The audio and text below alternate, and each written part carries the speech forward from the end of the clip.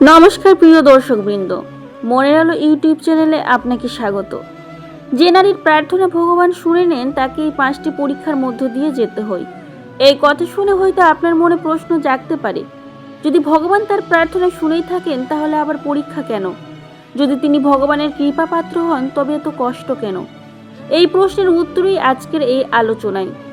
সত্য হলো, ভগবান যখন কারোর প্রার্থনা গ্রহণ করেন তখন শুধু তার ইচ্ছা পূরণ করার সিদ্ধান্ত নেন না, তিনি এটাও দেখেন যে আশীর্বাদ তিনি দিতে চলেছেন সেই আশীর্বাদ ধারণ করার যোগ্যতা সেই মানুষটির হয়েছে কিনা। কারণ ভগবানের কৃপা অত্যন্ত মহৎ, আর বড় কৃপা ধারণ করার জন্য বড় হৃদয় ও দৃঢ় চরিত্রের প্রয়োজন। তাই তিনি আগে সেই নারীকে গড়ে তোলেন, তাকে পরীক্ষা করেন, পরিশুদ্ধ করেন। যখন তিনি সম্পূর্ণ প্রস্তুত হন তখনই ভগবানের আশীর্বাদ তার জীবনে নেমে আসে। এ যেন সেই গুরুর মতন যিনি তার সবচেয়ে প্রিয় শিষ্যকে সবচেয়ে কঠিন পরীক্ষা দেন, কারণ তিনি জানেন এই শিষ্যই একদিন সবচেয়ে বড় হবে। আজ আমরা জানবো সেই 5টি পরীক্ষা যার মধ্য দিয়ে যেতে হয় সেই নারীকে যার প্রার্থনা ভগবান শুনেছেন। প্রথম পরীক্ষা ধৈর্যের পরীক্ষা। ভগবান যখন কোনো নারীর প্রার্থনা শুনে নেন তখন প্রথমে তিনি দেখেন সে কি অপেক্ষা করতে পারে। প্রার্থনার পরে মনে হয় এখনই সব বদলে যাবে, কিন্তু ভগবান সঙ্গে সঙ্গে উত্তর দেন না, তিনি অপেক্ষা করান। সেই অপেক্ষার মধ্যে আছে অস্থিরতা, হতাশা, কান্না ও অনিশ্চয়তা। এই সময় ভগবান দেখেন উত্তর না পেলেও কি সে তার উপর বিশ্বাস রাখে, দেরি হলেও কি সে ঈশ্বরের হাত ছেড়ে দেয় না। যে নারী ধৈর্য ধরে অপেক্ষা করতে শেখে, ভগবান জানেন এই নারী বড় আশীর্বাদ পাওয়ার যোগ্য। দ্বিতীয় পরীক্ষা একাকিত্বের পরীক্ষা। এই সময় জীবনে এমন এক নিঃসঙ্গতা আসে যেখানে চারপাশে মানুষ থাকলেও কেউ মনের কথা বুঝতে চায় না। পরিবার আছে, বন্ধু আছে, কিন্তু অন্তরের কষ্ট কাউকে বলা যায় না। এই একাকিত্বের উদ্দেশ্য হলো মানুষ যেন মানুষের উপর নয়, ভগবানের উপর নির্ভর করতে শেখে। যখন একজন নারী বুঝতে শেখেন যে তার প্রকৃত আশ্রয় ভগবান, তখন তার মনে এত শক্তিশালী হয়ে ওঠে যে কোনো ঝড়ই তাকে ভেঙে দিতে পারে না। তৃতীয় পরীক্ষা আত্মসম্মানের পরীক্ষা। এটি সবচেয়ে কঠিন পরীক্ষাগুলোর একটি। অনেক সময় মানুষ তাকে অপমান করে, তার যোগ্যতা নিয়ে প্রশ্ন তোলে, তাকে ছোট করে। তখন তার মনে দুটি কণ্ঠস্বর শোনা যায়। একটি বলে, হয়তো তারা ঠিকই বলছে। অন্যটি বলে, না, আমি জানি আমি কে। ভগবান আমাকে যে মর্যাদা দিয়েছেন তা কেউ কেড়ে নিতে পারবে না। ভগবান দেখেন সে কি মানুষের কথায় নিজের মূল্য নির্ধারণ করে, নাকি নিজের আত্মসম্মানকে অটুট রাখে। যে নারী অপমানের মধ্যেও নিজের মর্যাদা ধরে রাখে, একদিন সেই মানুষগুলি তাকে সম্মান করতে বাধ্য হয়। চতুর্থ পরীক্ষা বিশ্বাসের পরীক্ষা। এই পরীক্ষা আসে তখন যখন জীবনের সব কিছু উল্টো হয়ে যেতে থাকে, যখন মনে হয় ভগবান যেন প্রার্থনাই শোনেননি, চারদিকে শুধু দুঃসংবাদ, ব্যর্থতা আর অন্ধকার। তখন প্রশ্ন জাগে, ভগবান কি সত্যি আছেন? তিনি কি সত্যি শুনেছেন? এই সময়েও যদি কেউ বলতে পারে, আমি জানি ভগবান আমার সঙ্গে আছেন, তিনি যা করছেন আমার মঙ্গলের জন্যই করছেন, তবে সেটাই প্রকৃত বিশ্বাস। রামায়ণে হনুমানজি যখন সীতামাতার সন্ধানে সমুদ্র পার হচ্ছিলেন, তখন সুরসা এবং সিংহা ও লঙ্কিনী সহ বহু বাধা এসেছিল, কিন্তু তিনি শ্রীরামের প্রতি বিশ্বাস হারাননি। তেমনি যে নারীর প্রতিটি বাধার মধ্যেও ঈশ্বরের ওপর আস্থা রাখেন, তিনি একদিন অবশ্যই তার গন্তব্যে পৌঁছান। পঞ্চম পরীক্ষা ত্যাগের পরীক্ষা। এটি সবচেয়ে গভীর পরীক্ষা। ভগবান দেখেন তার জন্য সেই নারী কি নিজের সবচেয়ে প্রিয় জিনিসটিও ছেড়ে দিতে পারেন।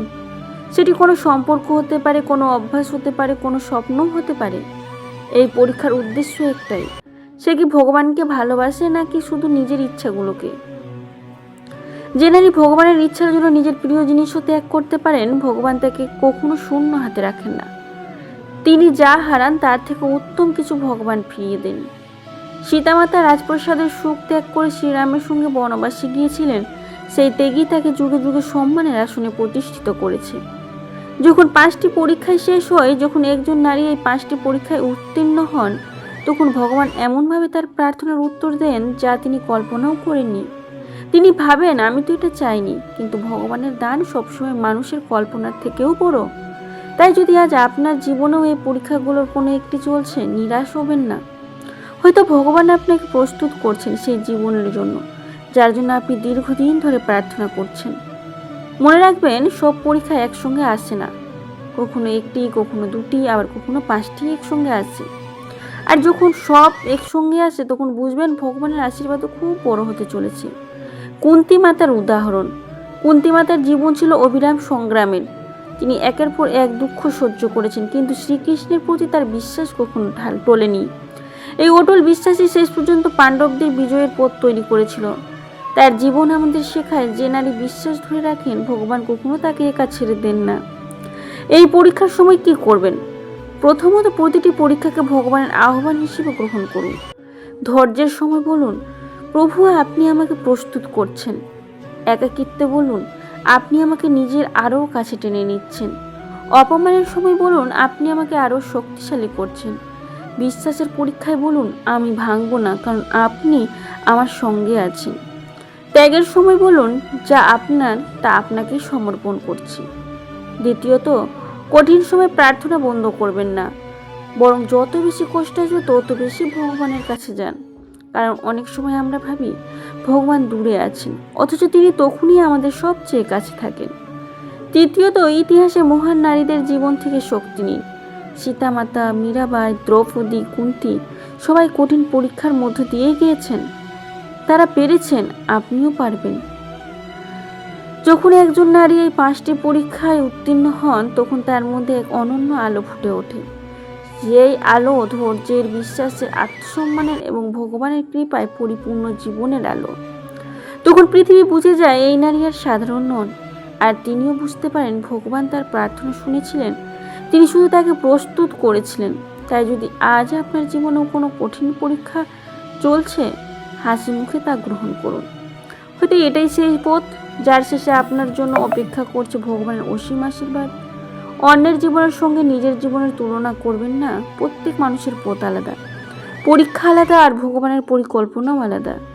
যা আপনার জন্য নির্ধারিত তাই কেউ কেড়ে নিতে পারবে না। শুধু বিশ্বাস রাখুন, ধৈর্য ধরুন, প্রার্থনা চালিয়ে যান। কারণ যার উপর ভগবান ভরসা করেন তিনি কখনো সত্যিকারের পরাজিত হন না। জয় শ্রীকৃষ্ণ। রাধে রাধে।